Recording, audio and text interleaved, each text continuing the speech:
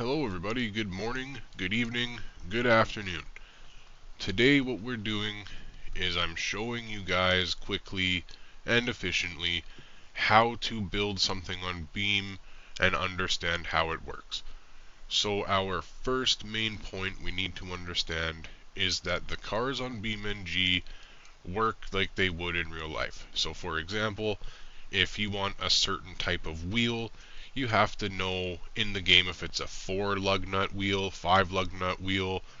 If you want to have a running turbo on the car and it doesn't originally, you need to add the turbo exhaust manifold, the turbo, the intercooler usually, right? So there's things that you have to do in the game that are exactly like real life, or it's not going to work. You can make this game so your car doesn't drive because you didn't know what to change. It just happens, right? So here's the thing. What I'm going to do for you guys is explain everything that we're going through with this car.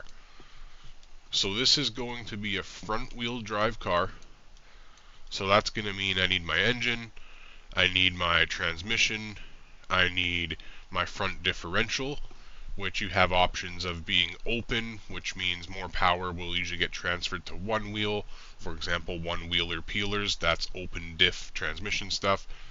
And you can have a limited slip diff, which is going to try and put the power down and reduce your slipping, or you can just have a welded diff, which is literally just going to connect everything so both your wheels spin with the same power and torque all the time under throttle, right? So that's one thing to consider with this car already.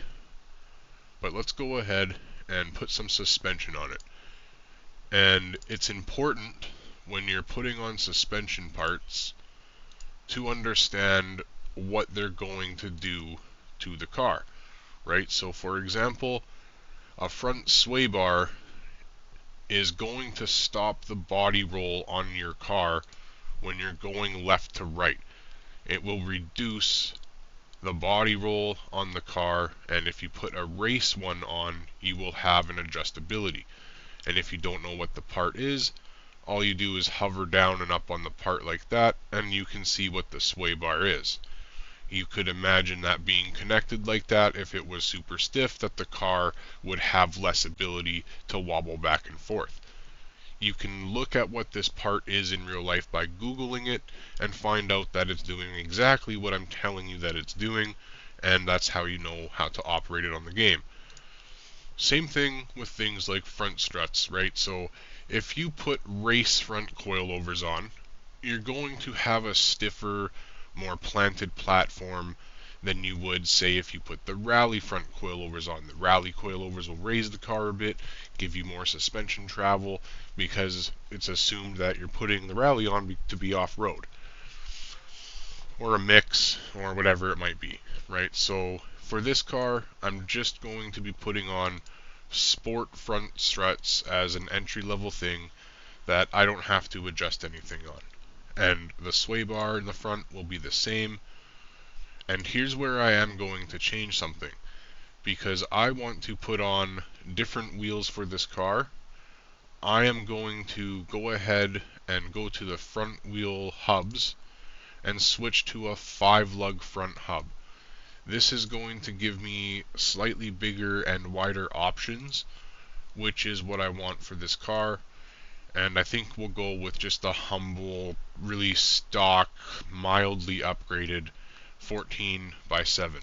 So that's 14 inch in diameter by 7 inches wide. Now when you do that and you apply a bigger and wider wheel, that's how you unlock wider tires. For example, I have 195 wide right now, but let's say if I go to something like a 16 by 8, now I have 225s, 235s, 245s, and various other options. So this is how you're going to go ahead and pick the type of wheels and the type of tires that you're using. Mind you, this will affect your force feedback drastically depending on every single type of wheel that you have, the tires, on-road, off-road, stiffness of the car. All of these things will come back to your force feedback eventually down the road, and I'm going to save the force feedback just for another video almost immediately after this one.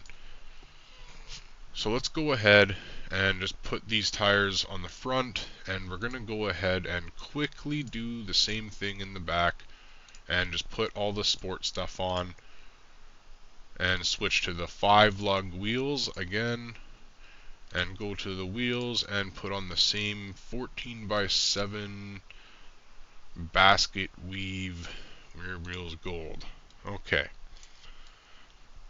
So now the other thing that I want to do is I'd like to switch from 195/70 R14s to 185/60 R14 standard tires, just to reduce the height of the tire a little bit. So let's go ahead and do that real quick on both tires.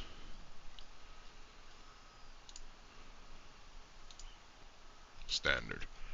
Alright, so now we have front suspension, rear suspension, tires, a sway bar, and the car is now on the road. And if I wanted to, it could probably just go ahead and roll like this with nothing if I just let it coast down the hill. So now what's next? What's next to get this car functioning and operating on the road? Well, we need an engine, we need a transmission, we need to make sure we have a half shaft if it's using one of those. We need to make sure that we have the differential settings, which is what's going to provide the power from the engine to the wheels. And we should pretty much be good to go to see if this car, oh, we're going to put an exhaust on it. We're not going to run open header, so we're going to need an exhaust manifold, the game will call it, otherwise known as a header. We're also going to need a muffler, potentially, and we're also going to need the exhaust. And I'm going to do some stuff with the interior, and we're going to get this car on the road. So the next thing we're going to do here is we're going to go to engine, and we're going to go ahead and put in the 2-liter dual overhead cam i4 engine. Now, if you haven't noticed, this is a Honda, obviously. It's an old Civic, and as soon as you slap this 2-liter DOHC in there, you can see it kind of resembles a B20 a little bit for the Honda guys out there, Honda CR-V engine. And it does come pre-equipped with an intake manifold on there, the stock airbox, a header on there, everything's all on there, right? So I think it even put the transmission in for me. It did. Alright, so it automatically put the transmission and everything in there. So we're not going to go ahead and continue on with that, because you can see right here you have the front transfer case with the output shaft and the open differential, which again I am going to change to welded for this car, so both wheels receive the same power output all the time and they both spin. And I'm going to give it a 5-speed manual transmission. That's all we're going to do. But what we will do is give you an example of the turbo system and how we can set that up.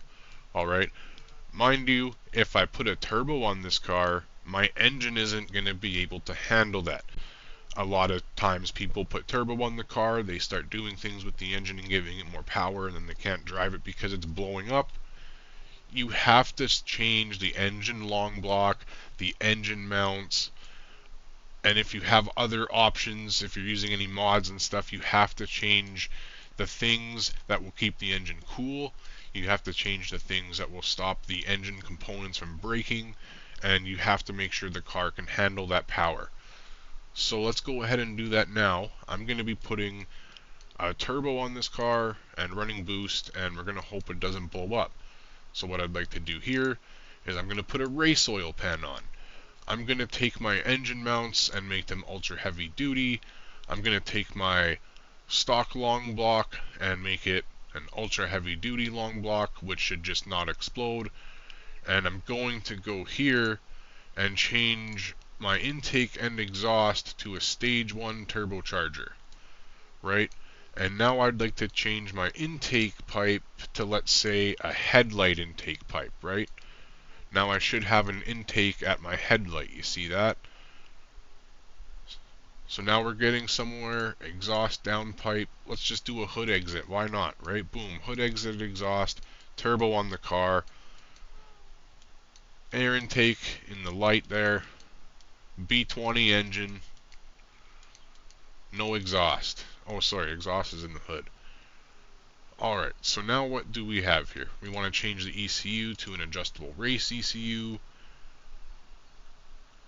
And now, in theory, I do believe this car, I don't think I have a gas tank. No, see, no fuel tank, so let's put a fuel tank in it. I don't have any gas. I have gas now. And I do believe the car will rev up. Oh, my bad. I do believe this thing will drive.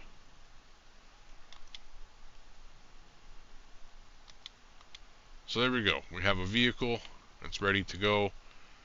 It rolls a bit, but not too much because of the suspension, the sway bars and everything. So we have a vehicle now that, in theory, shouldn't blow up. I should be able to sit here, rev it out in first gear, and we're good to go. We have our vehicle. It's running. So at this point, you're basically done with just building the vehicle, right? You've got everything together. It runs. But now, how do we tune the vehicle? How do we make this vehicle feel realistic? How can we fix up the car and customize it? That's all for the next video. And what I'm going to do for you guys here is I'm going to go ahead and do this really nice. And I'm going to save this as part 1 build.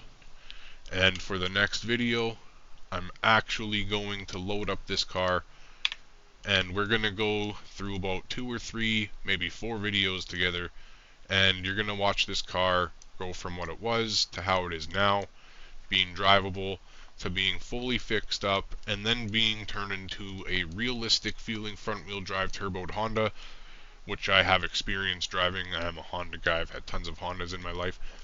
And then we'll be going over some advanced tuning and really how to dial in everything. And then I'll provide you guys with some graphic settings and all of those types of things. And we'll be launching a BeamNG server soon as well. So I hope you guys enjoyed the video. I hope you learned a little bit about the game and how the cars will operate and how they won't operate. I hope you have a good day, everybody. Take care. Stay gaming.